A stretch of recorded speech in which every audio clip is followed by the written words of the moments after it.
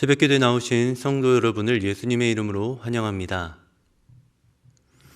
함께 샘물의 기도를 드리겠습니다. 영접하는 자, 곧 그 이름을 믿는 자들에게는 하나님의 자녀가 되는 권세를 주셨으니 요한복음 1장 12절 말씀. 아멘. 마음 모아 샘물의 기도를 하나님께 드립니다. 먼저 우리 믿음을 고백합니다. 할렐루야. 여호와께 감사하라. 그는 선하시며 그 인자하심이 영원함이로다. 아멘. 우리에게 항상 선하시고 인자하신 하나님, 베풀어 주신 사랑과 은혜에 감사드립니다. 오늘도 하나님을 향한 감사가 넘치는 하루가 되게 하옵소서. 교회와 예배를 위해 기도합니다. 너희는 여호와께 감사하며 그의 이름을 불러 아뢰며 그가 행하신 일을 만민 중에 알릴지어다. 아멘. 예배 받으시기 합당하신 하나님, 샘물에 온 성도들이 감사로 주 앞에 예배 드릴 때 기뻐 받아주시고 임재하여 주옵소서. 행복축제를 통하여 이웃에게 하나님을 알리길 원합니다. 예수 행복, 예수 사랑으로 사람을 남기는 샘물이 되게 하옵소서. 목장과 성도들을 위해 기도합니다. 그리스도의 평강이 너희 마음을 주장하게 하라. 평강을 위하여 한 몸으로 부르심을 받았나니 너희는 또한 감사하는 자가 되라. 아멘. 우리를 목장으로 불러주신 하나님, 모든 목장마다 주께서 주시는 행복이 가득하길 기도합니다. 서로를 돌아보며 기도할 때 응답하여 주시고 어려움 중에 있는 성도들의 필요를 채워 주옵소서. 다음 세대와 청년을 위해 기도합니다.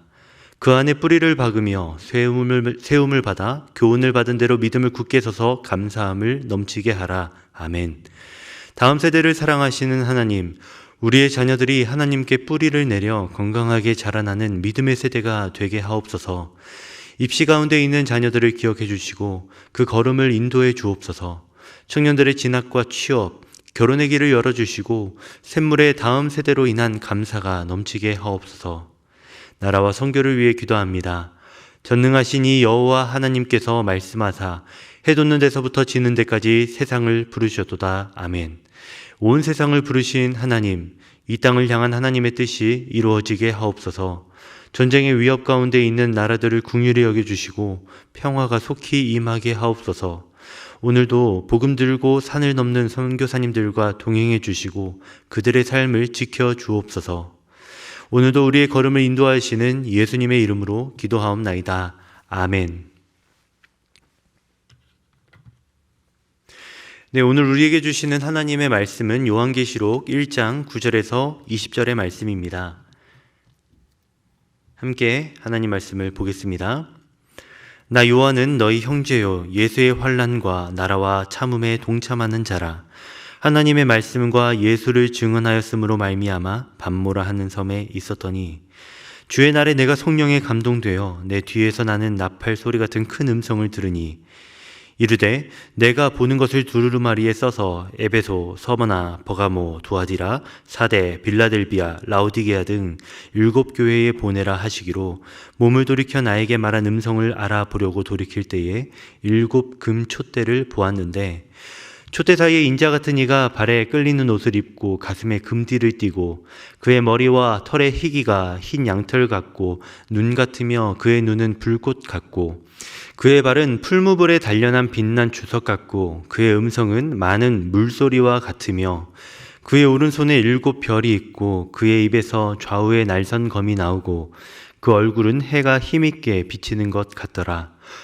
내가 볼 때에 그의 발 앞에 엎드려져 죽은 자 같이 되매 그가 오른손을 내게 얹고 이르시되 두려워하지 말라. 나는 처음이요 마지막이니 곧 살아있는 자라. 내가 전에 죽었었노라. 볼지어다 이제 세세토록 살아있어 사망과 음부의 열쇠를 가졌노니 그러므로 내가 본 것과 지금 있는 일과 장차 될 일을 기록하라. 내가 본 것은 내 오른손의 7 별의 비밀과 또 7 금 촛대라.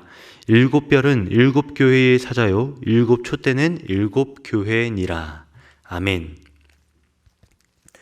오늘 이 시간에는 오늘 우리를 위한 요한계시록이라는 주제로 말씀을 나누고자 합니다. 요한계시록을 어렵게 생각하는 경향이 우리에게 조금씩 있습니다.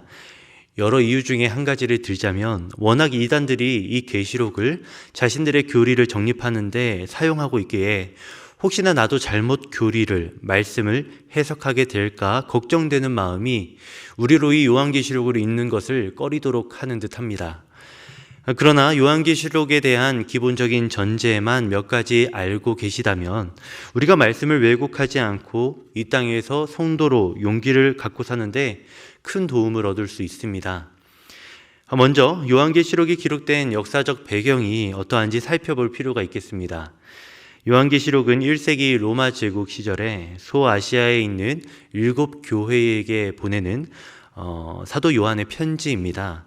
당시 7교회가 있던 로마 제국의 아시아 지역 도시들 안에는 로마의 제국주의적인 그 환상을 강화시키는 온갖 이미지들로 가득했습니다. 화려한 신전과 황제의 동상, 로마 군대의 행진과 축제들, 특히 당시 매중 매체나 다름없었던 이 동전에는 늘 로마 황제의 얼굴이 그려져 있었습니다. 도시 곳곳에 황제의 초상화에는 금망토를 두른 황제가 긴 통치봉을 들고 면류관을 쓴 채 후광을 드러내고 있습니다. 요한계시록은 이러한 제국이 심어주는 이미지들에 성도들이 넘어가지 않도록 저항할 수 있도록 대항 이미지를 그려냅니다. 요한계시록 하면 우리가 떠올리는 비현실적인 이미지들, 그것들이 바로 로마 제국의 이미지와 대비되는 대항 이미지들입니다. 로마의 우월한 군사적 권력을 사도 요한은 야만스러운 짐승의 이미지로 그려냅니다. 또 로마의 화려한 번영을 이끌었던 경제 시스템을 억압과 착취로 부를 모았던 축적했던 음료로서 이미지화했지요. 또 하나님의 뜻에 어긋난 국가 권력의 이 경제적 착취를 숫자 666으로 이미지화합니다. 그렇게 사도 요한은 로마 제국이 그려낸 이미지와는 또 다른 이미지로 곧 대항 이미지를 통하여서 성도들이 로마 사회에 압도되지 않고 신앙과 교회를 지켜낼 수 있기를 바랬습니다. 그렇게 쓰여진 것이 바로 오늘 요한계시록입니다. 더 나아가 이 말씀은 당시 로마 제국에 속한 7교회뿐만 아니라 오늘 우리에게 주신 요한계시록입니다. 그런 의미에서 이 시간에는 본문의 말씀을 통해 계시록이 우리에게 말하는 시대와 장소가 어디인지, 우리에게 무엇을 얘기하고 있는지 한번 살펴보려고 합니다. 먼저 우리가 생각해 볼 것은 이 요한계시록이 오늘을 위한 말씀이라는 겁니다. 오늘을 위한 말씀. 요한계시록은 먼 미래에 벌어질 일만을 기록한 책이 아닙니다. 지금 벌어지고 있는 오늘의 사건을 함께 기록하고 있습니다. 먼 미래의 일을 가늠하기 이전에 오늘을 살아내는 말씀으로 이 계시록을 우리에게 주셨습니다. 성도 여러분, 부디 이 요한계시록의 말씀으로 오늘 하루 성도로 살아내기 위해 힘쓰시는 여러분 되시길 진심으로 바랍니다. 함께 말씀을 보겠습니다. 19절의 말씀을 제가 읽어보겠습니다. 그러므로 내가 본 것과 지금 있는 일과 장차 될 일을 기록하라. 요한에게 찾아오신 예수님께서 그에게 말씀하시는 장면입니다. 여기서 저는 지금 있는 일에 이 강조점을 두어서 오늘 말씀을 나누고 싶습니다. 이것을 통해 우린 요한계시록이 마지막 종말 때의 일들만 기록한 것이 아니라 현재 벌어지고 있는 일에 대해서도 말하고 있음을 우리가 생각해야 합니다. 요한계시록이 미래를 예언하는 책으로 이미지가 강조된 것에는 이 계시라는 단어의 의미를 조금 다르게 받아들이게 된 것이 한몫한 것 아닐까 생각이 듭니다. 예수 그리스도의 계시라라는 말로 요한계시록 1장 1절은 시작됩니다. 그런데 이 계시로 번역된 헬라어 아포칼립시스는 덮개를 벗기다라는 의미이죠. 미래를 내다본다라는 것보다는 숨겨져 있는 것을 드러낸다는 의미가 더 맞습니다. 따라서 우린 계시록을 읽을 때에 우선 먼 곳에 두어야 할 우리의 시선을 덮여져 있는 눈앞의 실체를 향해서 돌릴 필요가 있겠습니다. 성도 여러분, 다시 한번 말씀드리지만 요한계시록은 먼 미래의 일을 예측하는 비현실적인 이야기가 아닙니다. 현재 감추어져 있는 오늘의 의미를 찾아내기 위해서 우리 주님이 주신 말씀입니다. 그러니 지금 나에게 주시는 말씀으로 받고 앞으로 새벽마다 이 요한계시록을 한번 읽어보시기를 진심으로 바랍니다. 요한계시록이 어떤 책인지에 대해 우리가 살펴보고 있습니다. 둘째로 이 요한계시록은 우리를 위한 말씀입니다. 우리를 위한 말씀. 여기서 우리는 누구일까요? 네, 바로 교회이죠. 우리 교회를 위한 말씀으로 이 요한계시록을 선물처럼 주셨습니다. 먼 미래의 불특정한 이들의 이야기가 아니라 오늘 우리 하나님의 교회에게 주시는 말씀입니다. 다시 말씀을 보겠습니다. 11절의 말씀을 우리 함께 찾아서 읽어보겠습니다. 이르되 내가 보는 것을 두루마리에 써서 에베소, 서머나, 버가모, 두아디라, 사대, 빌라델비아, 라오디게아 등 7교회에 보내라 하시기로. 요한계시록은 1차적으로 계시록에 쓰여질 당시 로마 제국에 속해 있던 소아시아 7교회를 향해 쓰여진 편지입니다. 그리고 더 나아가 그 수신자의 영역과 범위가 크게 확대됩니다. 다시 성경으로 돌아가서 여러분 20절 말씀을 함께 읽어볼까요? 내가 본 것은 내 오른손의 7별의 비밀과 7 금촛대라. 7별은 7교회의 사자요 7 촛대는 7교회니라. 7, 7이라는 숫자가 계속 반복되고 있습니다. 다들 잘 아시겠지만 성경에서 숫자 7은 완전함, 전체를 뜻하는 상징적 의미를 갖고 있죠. 다시 말해서 소아시아의 7교회, 7 촛대, 7 별들은 이 땅의 모든 교회를 의미합니다. 요한계시록은 단순히 미래에 벌어질 일을 불특정 다수에게 보여주는 것이 아닙니다. 오늘날 성도와 교회에게 주시는 말씀입니다. 그럼 교회에게 이 말씀을 왜 주신 걸까요? 이 말씀은 황제를 숭배하라는 세상으로부터 오직 예수님만을 구주로 모시며 살도록 주신 말씀입니다. 로마 제국의 강압적인 황제의 숭배와 타락한 문화 가운데서도 이 교회다움을 잃지 않고 세상으로부터 저항할 수 있도록 그들을 격려하기 위해 주신 말씀이죠. 로마 제국의 우월한 정치와 군사 권력, 그들의 경제력에 취해 있지 않도록 폭력과 힘을 사용한 평화를 선망하지 않도록 사랑과 희생으로 하나님 나라를 완성하신 예수님의 뒤를 따르도록 이 말씀을 주신 겁니다.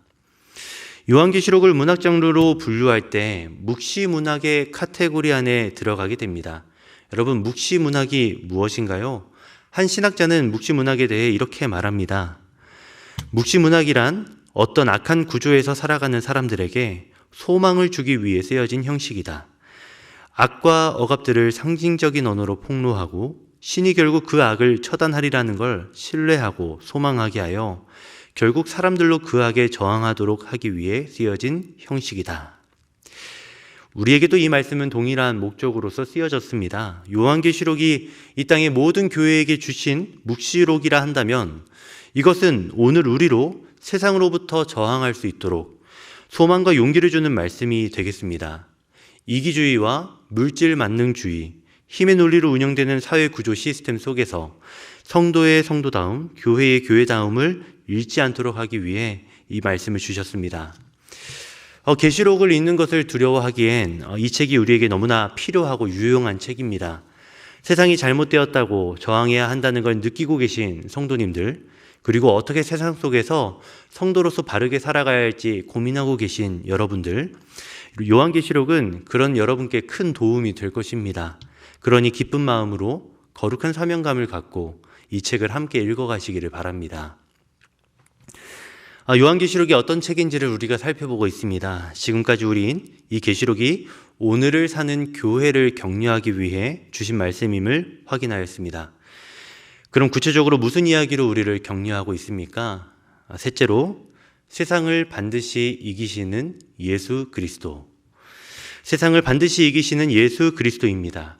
사도 요한은 그의 거룩한 오른손으로 교회를 쥐고 계신 예수님의 이미지를 우리에게 보여줍니다. 성도 여러분, 교회를 붙잡고 지키고 계신 그 예수님을, 세상이 아닌 우리 주 예수 그리스도를 여러분 의지하시며 붙잡고 살아가시기를 간절히 바랍니다. 다시 말씀을 보겠습니다. 10절에서부터 19절의 말씀은 예수님의 이미지를 보여줍니다. 하나하나 다 살펴볼 필요가 있겠지만 중요한 부분 몇 곳을 보겠습니다. 먼저 13절의 말씀을 보면 촛대 사이에 인자 같은 이가 발에 끌리는 옷을 입고 가슴에 금띠를 띠고 라고 이렇게 말합니다. 당시 구약 성경 말씀을 읽고 있던 교회 공동체는 이 말씀이 어떤 의미인지 함께 상의하며 찾아내었을 겁니다. 먼저 발에 끌리는 옷이라는 건 출애굽기 28장과 29장에 나오는 제사장의 모습을 비유하고 있는 겁니다. 대제사장 말이죠. 그리고 가슴에 금으로 된 띠를 두르고 있는 것은 왕의 모습을, 당시로서는 황제의 모습을 연상케 하는 그 모습을 우리에게 보여줍니다. 15절에선 그 예수님의 발이 풀무에 단련한 빛난 주석 같다라고 말합니다. 주석은 당시 청동과 노쇠를 의미하는데 이건 예수님의 통치하심이 단단하고 또 견고하다는 걸 의미하죠. 또 그의 음성은 많은 물소리와 같다고 이렇게 말하는 부분은 에스겔 43장 2절 말씀에 근거해서 예수님의 우렁차고 장엄한 목소리를 그려내고 있다라고 우리가 생각할 수 있습니다. 그리고 17절의 말씀을 또 함께 보겠습니다. 내가 볼 때에 그의 발 앞에 엎드려져 죽은 자 같이 되매 그가 오른손을 내게 얹고 이르시되 두려워하지 말라 나는 처음이요 마지막이니. 그의 발 앞에 엎드려져 죽은 자 같이 되었다라고 말합니다. 예수님의 권위와 신성 그리고 인간의 죄인됨과 연약함이 이 모습에서 분명히 드러납니다. 그리고 이어서 두려워 말라 말씀하시며 인간을 용서하시고 위로하시는 따뜻한 우리의 예수님의 모습을 우리에게 보여줍니다. 사도 요한은 이렇게 수많은 이미지로 예수님에 대해서 보여줍니다. 하나하나 기억하기도 어려운 수많은 이미지를 지금 열거하고 있습니다. 그는 왜 이렇게까지 예수님의 특별한 모습들을 다양하게 보여주는 걸까요? 세상을 이기시는 예수님, 더 나아가 세상을 반드시 이기시는 예수님을 강조하기 위해서 이렇게 했던 게 아닐까요? 한두 문장과 이미지로는 우리 성도들이 흔들릴까봐 결코 흔들리지 않으실 예수님의 모습을 가슴에 새기도록 하기 위해 이렇게 수많은 이미지를 예수님께서 보여주셨으리라 생각합니다. 성도 여러분, 예수님은 반드시 이기십니다. 세상의 악이 멈추지 않는 것처럼 보이지만 우리 예수님은 이 땅에 오심으로 이미 이기셨고 완전히 이기실 것입니다. 반드시 승리하실 겁니다. 그러니 여러분, 사도 요한의 요청처럼 우리 모두 세상이 흔들리지 않기를 바랍니다. 돈이 제일 중요하다 말하고 사람 권력자에게 굴복하면 권세를 누린다 얘기하며 힘으로 평화를 가질 수 있다 말하는 이 세상 속에서 복음의 가치를 끝까지 포기하지 마십시오. 예수님께서 그러하셨던 것처럼 돈이 아닌 사람을 더 중요하게 여기시고 세상 권력자가 아닌 삼위 하나님을 두려워해야 하시고 또 힘이 아닌 희생으로 평화를 가져오기를 소망하시는 그런 여러분이 되시기를 바랍니다. 그런 여러분을 통해 예수님께서는 이미 임한 이 하나님 나라를 속히 완성하실 것입니다. 이제 우리 함께 기도하겠습니다. 이 시간에 요한계시록을 오늘 우리를 위한 말씀으로 읽으며 세상을 반드시 이기시는 예수님을 발견하는 우리가 되길 소망합니다. 이 기도 제목으로 우리 함께 기도하신 후에 개인적인 기도 드리시기 바랍니다. 함께 기도하겠습니다.